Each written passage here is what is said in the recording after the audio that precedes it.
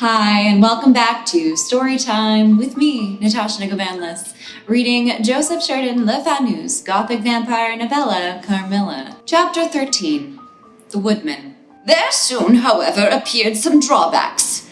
In the first place, Millarca complained of extreme languor, the weakness that remained after her late illness, and she never emerged from her room till the afternoon was pretty far advanced.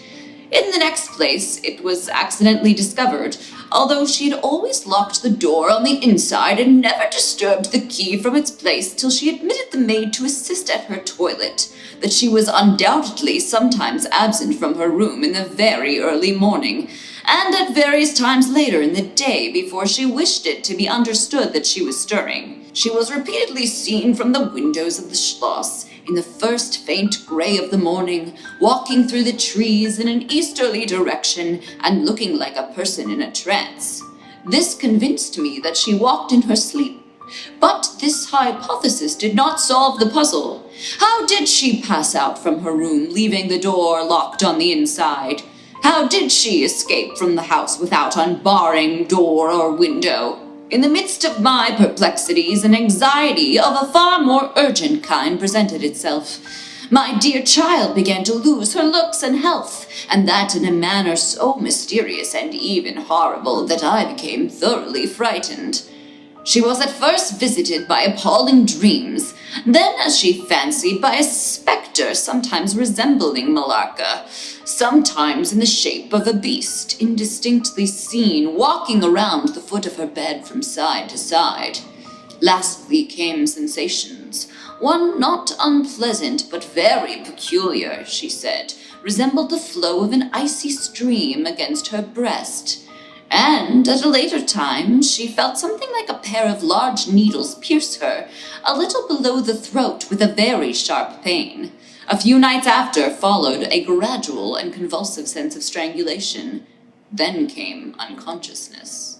I could hear distinctly every word the kind old general was saying, because by this time we were driving upon the short grass that spreads on either side of the road as you approach the roofless village which had not shown the smoke of a chimney for more than half a century.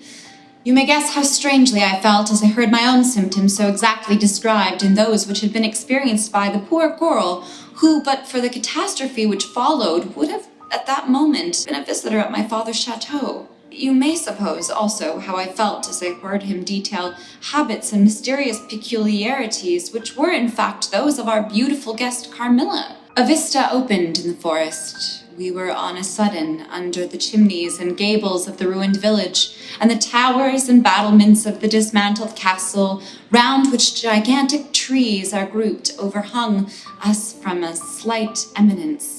In a frightened dream I got down from the carriage, and in silence, for we had each abundant matter for thinking. We soon mounted the ascent, and were among the spacious chambers, winding stairs, and dark corridors of the castle. "And this was once the palatal residence of the Karnsteins," said the old general at length, as from a great window he looked out across the village and saw the wide, undulating expanse of forest. "It was a bad family, and here its blood-stained annals were written," he continued. "It is hard that they should, after death, continue to plague the human race with their atrocious lusts. That is the chapel of the Karnsteins down there." He pointed down to the gray walls of the Gothic building, partly visible through the foliage, a little way down the steep. "And I hear the axe of a woodman," he added, "busy among the trees that surround it. He possibly may give us the information of which I am in search, and point out the grave of Mircalla, Countess of Karnstein. These rustics preserve the local traditions of great families whose stories die out among the rich and titled so soon as the families themselves become extinct." "We have a portrait at home of Mircalla, the Countess Karnstein. Should you like to see it?" asked my father. "Time enough, dear friend," replied the general. "I believe that I have seen the original, and one motive which has led me to you earlier than I at first intended was to explore the chapel which we are now approaching." "What? See Countess Mircalla?" exclaimed my father. "Why, she has been dead for more than a century." "Not so dead as you fancy, I am told," answered the general. I confess, General, you puzzle me utterly, replied my father, looking at him. I fancied for a moment with a return of the suspicion I detected before, but although there was anger and detestation at times in the old General's manner, there was nothing flighty. There remains to me, he said, as we passed under the heavy arch of the Gothic church, for its dimensions would have justified it being so styled, but one object which can interest me during the few years that remain to me on earth, and that is to wreak on her the vengeance which I, thank God, may still be accomplished by a mortal arm. What vengeance can you mean? Asked my father in increasing amazement. I mean to decapitate the monster, he answered with a fierce flush, and a stamp that echoed mournfully through the hollow ruin, and his clenched hand was at the same moment raised, as if it grasped the handle of an axe, while he shook it ferociously in the air. What? Exclaimed my father, more than ever bewildered. To strike her head off! Cut her head off! Aye, with a hatchet, with a spade, or with anything that can cleave through her murderous throat. You shall hear, he answered, trembling with rage. And hurrying forward, he said, That beam will answer for a seat. Your dear child is fatigued. Let her be seated, and I will in a few sentences close my dreadful story. Alice, guys. Quite the storyteller. Going on and on. The squared block of wood, which lay on the grass-grown pavement of the chapel, formed a bench on which I was very glad to seat myself. And in the meantime, the general called to the woodman, who had been removing some boughs which leaned against the old walls, and axe in hand, the hardy old fellow stood before us. He could not tell us anything of these monuments, but there was an old man, he said, a ranger of this forest, at present sojourning in the house of the priest about 2 miles away, who could point out every monument of the old Karnstein family, and, for a trifle, he undertook to bring him back with him if we would lend him one of our horses in little more than half an hour. Have you been long employed about this forest? Asked my father of the old man. I have been a woodman here, he answered, under the forester all my days, so has my father before me, and so on, as many generations as I can count up. I could show you the very house in the village here in which my ancestors lived. How came the village to be deserted? Asked the general. It was troubled by revenants, sir. Several were tracked to their graves, there detected by the usual tests, and extinguished in the usual way by decapitation, by the stake, and by burning, but not until many of the villagers were killed.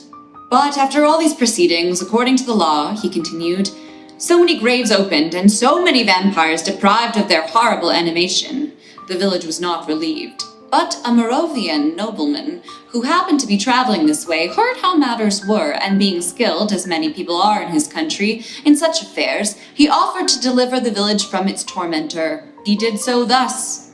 There being a bright moon that night, he ascended shortly after sunset the towers of the chapel here, from whence he could distinctly see the churchyard beneath him.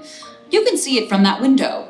From this point he watched until he saw the vampire come out of his grave, and place near it the linen cloths in which he had been folded, and then glide away towards the village to plague its inhabitants.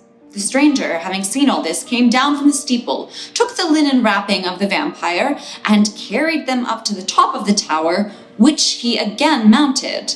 When the vampire returned from his prowlings and missed his clothes, he cried furiously to the Moravian, whom he saw at the summit of the tower, and who, in reply, beckoned him to ascend and take them. Whereupon the vampire, accepting his invitation, began to climb the steeple, and so soon as he reached the battlements, the Moravian, with a stroke of his sword, clove his skull in twain, hurling him down to the churchyard, whither, descending by the winding stairs, the stranger followed and cut his head off, and next day delivered it and the body to the villagers, who dully impaled and burnt them. This Moravian nobleman had authority from the then head of the family to remove the tomb of Mircalla, Countess Karnstein, which he did effectually, so that in a little while its site was quite forgotten.